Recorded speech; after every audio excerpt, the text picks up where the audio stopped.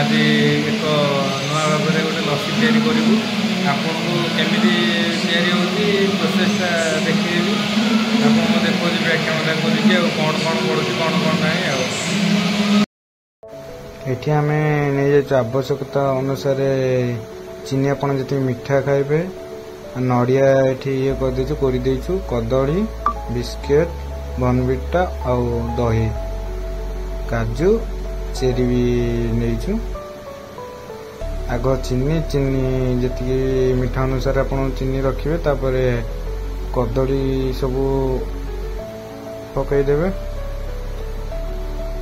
कदली पकई सारापर आम दही भी रखीदे से पात्र रे बरफ पकईदे बरफ पकई सारापर बिस्किट पकईदे बिस्किट पकईकी ग्राइंडिंग करदे पूरा भल भागे पूरा मेल्ट करदे ये आमर हो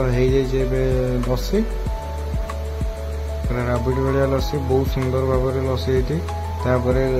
पकई देकी टेस्ट करवा केमी कौन है बहुत सुंदर भाव में लस्सीटा आपण मैंने भी घरे करके पियंतु।